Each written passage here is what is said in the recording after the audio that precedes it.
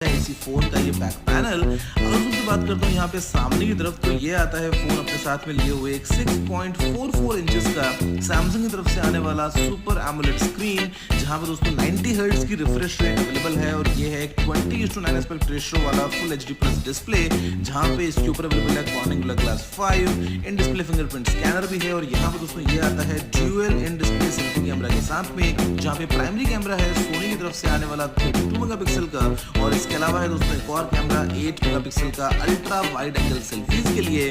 तो मतलब क्या हम बात करेंगे इन कैमरास के बारे में वीडियो में आगे बढ़ते हुए, तो टोटल हो गए यहाँ पे 4 और 2 मतलब 6 कैमरास। और यहाँ पर दोस्तों आपसे बात करता हूँ सेटिंग्स में जाते हुए इसी फोन की कुछ और डिटेल्स के बारे में। तो यहाँ पर दोस्तों ये चलता है Realme UI वर्जन 1 पे, जो कि बेस्ड है लेटेस्ट एंड्रॉइड वर्जन 10 पे। और यहाँ पर दोस्तों लगा है latest Qualcomm Snapdragon 865 octa core processor, और साथ में दोस्तों यहाँ पे हमको मिल जाता है ऑप्शन वेपर कूलिंग सिस्टम का।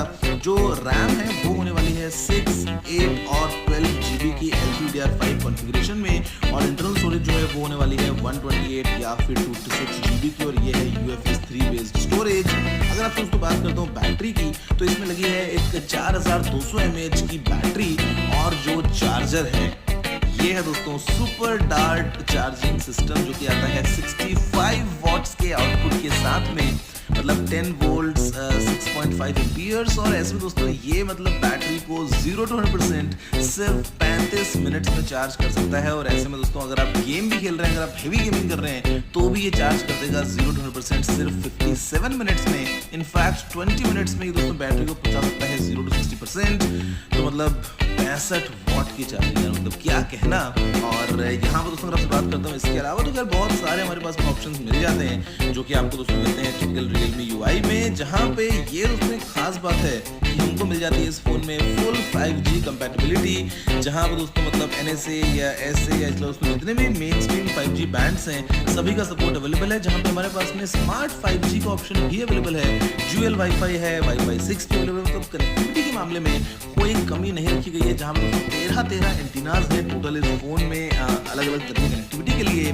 और अब अगर आपसे बात करता हूँ जल्दी से एक बार कैमरा के बारे में, तो यहाँ पर दोस्तों हम देखेंगे कि मतलब बहुत सारे कैमरा मोड्स मिल जाते हैं। फिर चाहे मैं आपसे बात कर लूँ अल्ट्रा मैक्रो मोड की, फिर दोस्तों बात कर लें फोटो मोड में भैया अल्ट्रा वाइड सीधा 20x तक डिजिटल जूम की, साथ में इसके अलावा वीडियो मोड में हमारे पास में UIS और UIS मैक्स स्टेबलाइजेशन अवेलेबल है।